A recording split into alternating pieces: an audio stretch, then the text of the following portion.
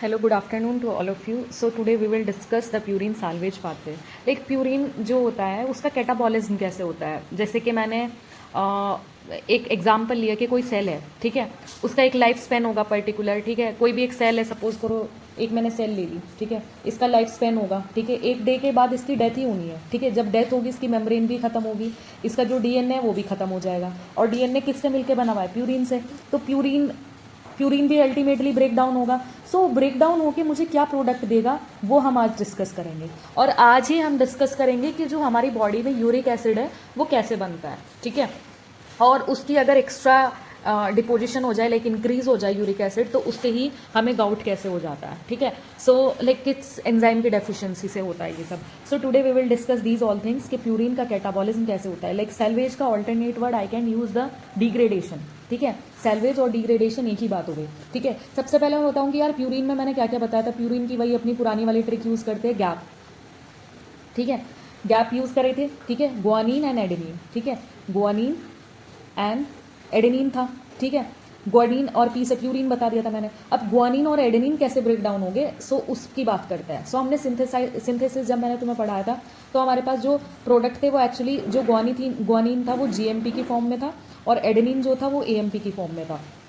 GMP मतलब guanosine monophosphate and adenosine monophosphate, ठीक है, इन सब के फॉर्म में था, ठीक है। अब आते हैं लाइक ये न्यूक्लियोटाइड थे, ठीक है, ये न्यूक्लियोटाइड थे, ठीक है। अब कोई भी सेल है, ठीक है, ये तो नाइट्रोजनस बेस हो गया, ठीक है, प्यूरिन एंड पायरिमिडीन। अब कोई सेल है यार, उसमें नाइट्रोजनस बेस फ्री थोड़ा ही रहता है। सेल अगर मैं डीएनए की बात करूँ, ठीक है, डीएनए की बात करूँ, डीएनए किससे मिलके बना हुआ है? डीएनए न्यूक्लियोटाइड से मिलके बना हुआ है, ठीक है। न्यूक्लियोटाइड मेरे क्या है? न्यूक्लियोटाइड यही तो है, जीएमपी एंड एएमपी, फोस्फेट लगा हुआ है, ठीक है, जीएमपी एंड एएमपी, ठीक है।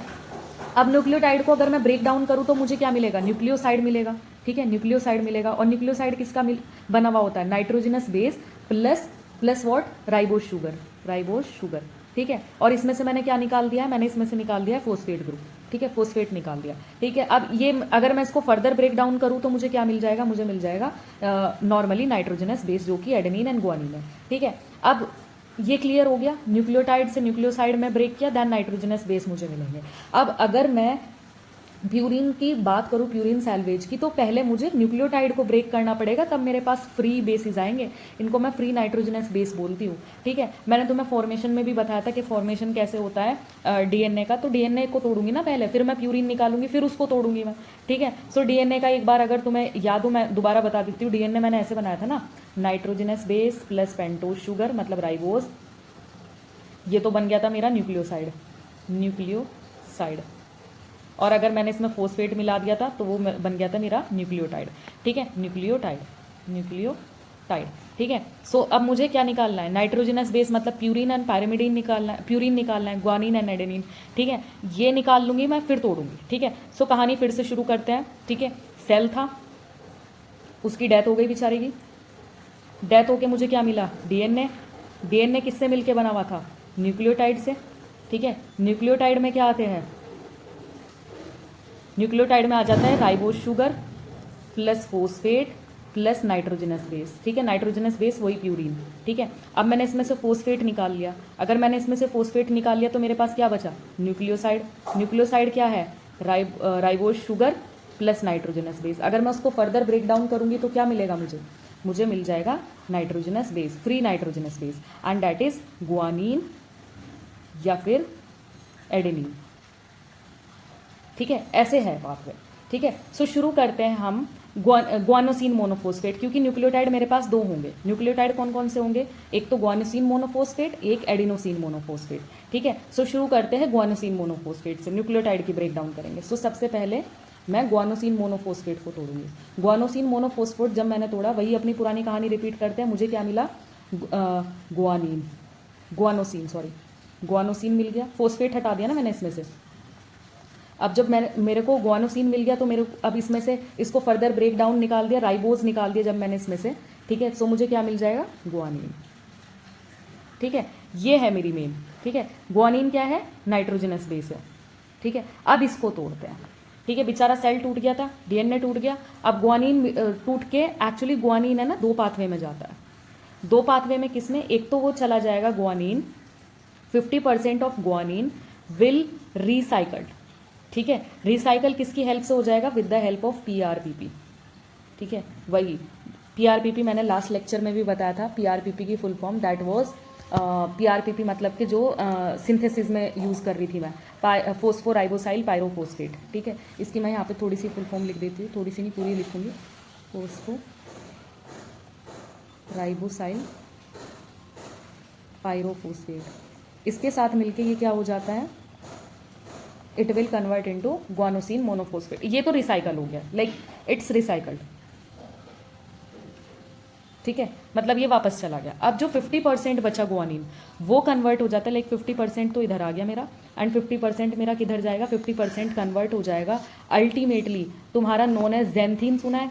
जेंथीन में कन्वर्ट हो जाएगा। सो 50% विल कन्वर्ट इनटू जेंथीन। अब जेंथीन पे कोई एंजाइम वर्क करेगी, दैट इज जेंथीन ऑक्सीडेज। जेंथीन ऑक्सीडेज, ठीक है, मैं थोड़ा सा मिनिमाइज कर देती हूँ। जेंथीन ऑक्सीडेज मिलके मेरा क्या बनाएगी? जेंथीन ऑक्सीडेज से मुझे मिल गया है मेरा यूरिक एसिड। ठीक है, and uric acid ultimately via kidney किसमें? In the form of urea than urine. ठीक है, सो दिस इज हाउ जो सेल ब्रेक डाउन होता है उसका जो वेस्ट होता है वो ऐसे निकलता है हमारी बॉडी से बाहर, और ये क्या हो गया? एक्सक्रीटेड हो गया। ठीक है, so this is excreted, excretion की फॉर्म है ये।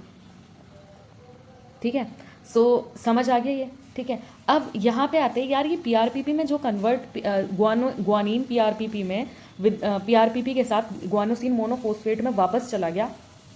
It actually occurs with the help of HGPRT enzyme. HGPRT, please don't forget this enzyme because this is very important. इसकी डेफिशिएंसी बताऊंगी मैं अभी, इसकी डेफिशिएंसी से क्या होता है। पहले मैं HGPRT की यार फुल फॉर्म लिख दूँ। हाइपोजेंथीन, हाइपोजेंथीन, हाइपोजेंथीन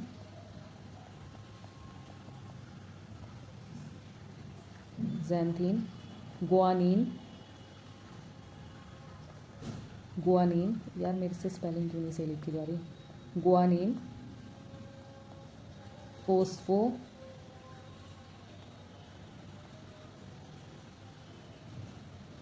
फोस्फोटाइल फोस्फोराइबोसाइल, एक्चुअली राइबोसाइल ट्रांसफेरेज। थोड़ी सी ज़्यादा लंबी नेमिंग हो गई, सो इसलिए प्रोनाउंस करने में थोड़ी सी प्रॉब्लम हो रही। दोबारा कर देती हूँ मैं। Hypoxanthine guanine phosphoribosyl transferase. ठीक है, this is the full form of HGPRT। ठीक है, बाकी तुमसे कोई नहीं पूछेगा इसकी फुल फॉर्म, मैंने लास्ट लेक्चर में भी मेंशन किया था। Full form nobody gonna ask you. ठीक है, nobody gonna ask you about the full form. ठीक है, हर कोई तुमसे क्या पूछेगा? HGPRT की डेफिशिएंसी से मुझे क्या होगा।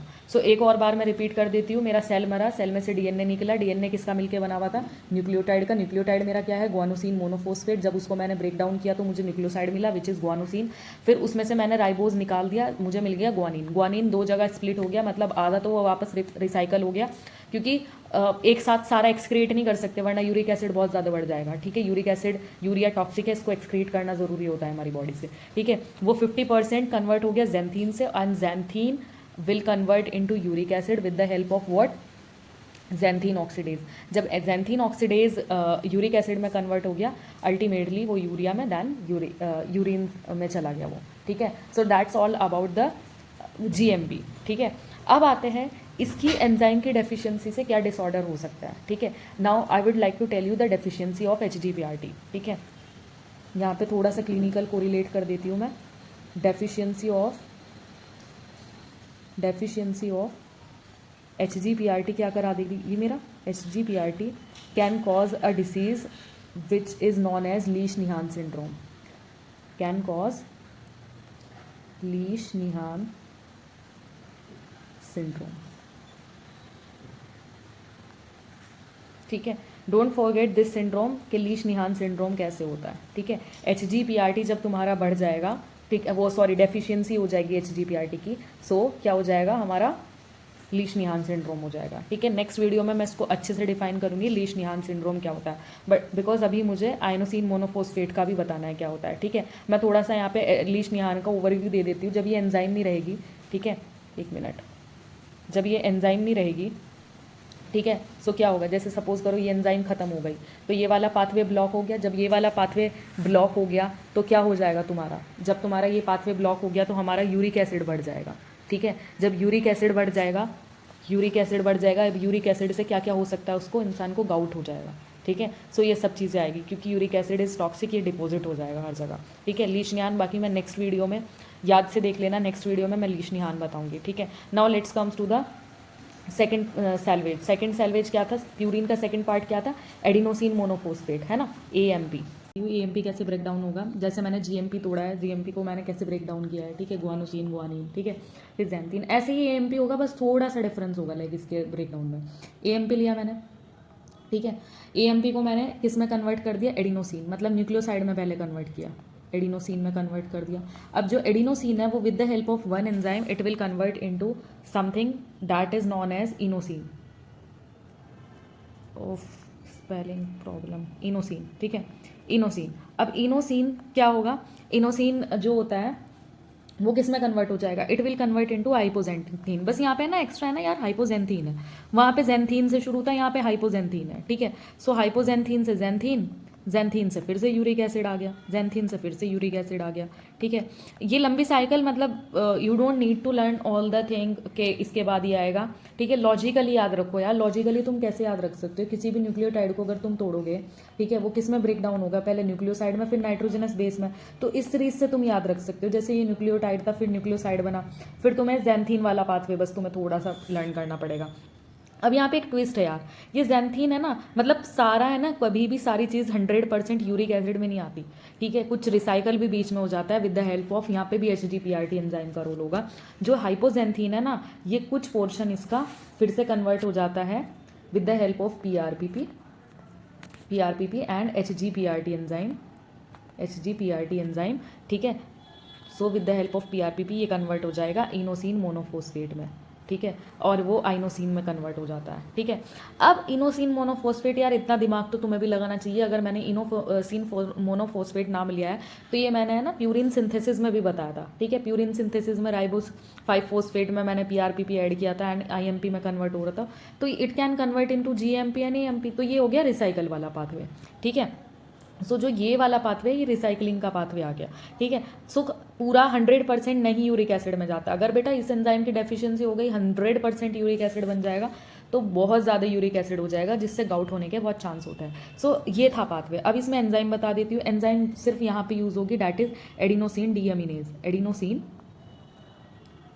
डीअमीनेज। ठीक है, अब इसकी एंजाइम की डेफिशिएंसी से क्या हो सकता है ये मैं नेक्स्ट वीडियो में बताऊंगी, बट मैं यहाँ पे बस इतना लिख सकती हूँ। अब इसकी deficiency can cause the SCID। ठीक है, यहाँ पे क्लिनिकल भी बता देती हूँ तुम लोगों को यार, कि क्लिनिकल क्या है, कि डेफिशिएंसी ऑफ AD है, क्योंकि अगर मैं इसको बहुत डिटेल में बताऊंगी AD की डेफिशिएंसी को नेक्स्ट वीडियो में, फिर ये लंबी वीडियो हो जाएगी, फिर तुम लोग बोर हो जाओगे। ठीक है, इसकी डेफिशिएंसी से क्या होगा, डेफिशिएंसी ऑफ ADA से it can cause the SCID। अब ये SCID क्या है, CID नहीं है, ये SCID है, सीवियर कंबाइंड इम्यूनो डेफिशिएंसी। ठीक है, सीवियर कंबाइंड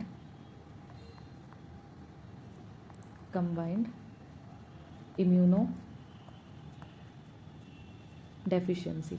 ठीक है, इसमें क्या होता है, इसमें जो बच्चा होता है, ठीक है, उस ये जो क्या बोलते हैं, इसकी डेफिशिएंसी हो जाएगी। जब इसकी डेफिशिएंसी हो जाएगी तो बच्चे के जो लिम्फोसाइट्स है ना, वो सही से नहीं लाइक बन पाएंगे। ठीक है, उनका DNA भी नहीं रह पाएगा, प्रीकर्सर नहीं रह पाएंगे। ठीक है, ये डिटेल में बताऊंगी नेक्स्ट वीडियो में, बस तुम SCID याद रखो। ऐसा बच्चा जिसके अंदर डेफिशिएंसी होती है बचपन से ही, लाइक बाय बर्थ उसके अंदर है ना रिकरेंट इन्फेक्शन होते रहेंगे। रिकरेंट इन्फेक्शन इसलिए हो गए क्योंकि उसका इम्यून जो सिस्टम है वो वीक हो रहा है। ठीक है, बिकॉज जो ADA होता है, ADA क्या काम करता है, ADA यहाँ पे हेल्प कर रहा था मेरा। ठीक है, अगर ADA की डेफिशिएंसी हो जाएगी तो उसके जो T सेल्स वगैरह है, लिम्फोसाइट सेल है, उस पर इफेक्ट पड़ेगा। ठीक है, लाइक लिम्फोसाइट सेल है वो डेड हो जाएंगे। ठीक है, सो ये था। ठीक है, so that's all about the AMP and GMP pathway. ठीक है, I hope it makes sense. ठीक है, एंड तुम्हारा ये भी क्लियर हो गया होगा।